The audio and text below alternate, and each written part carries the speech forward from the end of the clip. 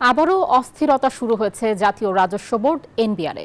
চেয়ারম্যানকে অপসারণ ও 5 কর্মকর্তার বদলির আদেশ বাতিল না করা হলে আগামী 28 তারিখ থেকে জাতীয় রাজস্ব বোর্ড এনবিআর কমপ্লিট শাটডাউনের ঘোষণা দিয়েছে এনবিআর সংস্কার ঐক্য পরিষদ।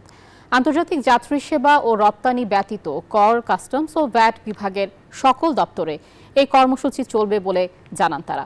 সোমবার পূর্ব ঘোষিত 3 ঘণ্টার কলম বিরতি শেষে সংবাদ সম্মেলনে হুঁশিয়ারি দেওয়া হয়। গেল 19 জুন জাতীয় রাজস্ব বোর্ড এনবিআর এর এই চিঠি প্রকাশের পর সংস্থাটিতে শুরু হয় সংকট, যেখানে এনবিআর সংস্কারে আগামীর করণীয় ঠিক করতে কর, কাস্টমস ও ভ্যাট অনুবিভাগের 6 সদস্যের সমন্বয়ে গঠিত হয় কমিটি। এরপরই 22 জুন এনবিআর সংস্কার ঐক্য পরিষদের মাধ্যমে সাম্প্রতিক দাবি আদায় আন্দোলনের সামনে থাকা 5 কর্মকর্তাকে বদলির আদেশ দেওয়া হয়। সব মিলে নতুন সংকট শুরু হয় সরকারি দপ্তরটিতে। যৌক্তিক আন্দোলনটাকে স্তব্ধ করার জন্য, রুদ্ধ করার জন্য এটা একটা দমন পীড়নমূলক বদলি।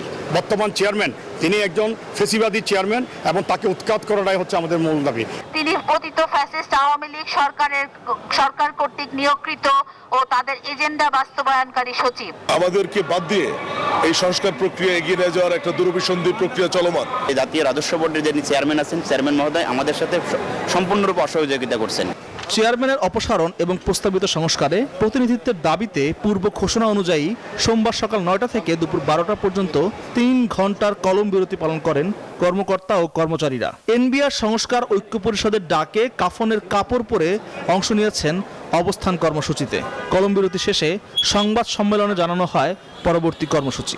এনবিআর এর বর্তমান চেয়ারম্যানকে অপসারণ করা না হলে আগামী 28 জুন 2025 খ্রিস্টাব্দ তারিখ থেকে আন্তর্জাতিক যাত্রী সেবা ব্যতীত রপ্তানি সহ সকল কার্যক্রম, কাস্টমস এবং ভ্যাট বিভাগের সকল কার্যক্রম লাগাতার কমপ্লিট শাটডাউন থাকবে এবং আয়কর দপ্তরও একই সাথে একই কার্যক্রম পালন করবে। এদিকে দেশের বিভিন্ন প্রান্তে এনবিআর এর আওতাধীন কার্যালয়গুলোতেও চলছে আন্দোলন। গত 12ই মে এনবিআর কে রাজস্ব নীতি ও রাজস্ব ব্যবস্থাপনা নামে আলাদা 2 বিভাগ ঘোষণা দিয়ে অধ্যাদেশ জারি করা হয়। এর বিরোধিতা করে গেল 26শে মে পর্যন্ত বিভিন্ন কর্মসূচি পালন করে এনবিআর সংস্কার ঐক্য পরিষদ। আল মোহাইমিনুল খান, নিউজ 24, ঢাকা।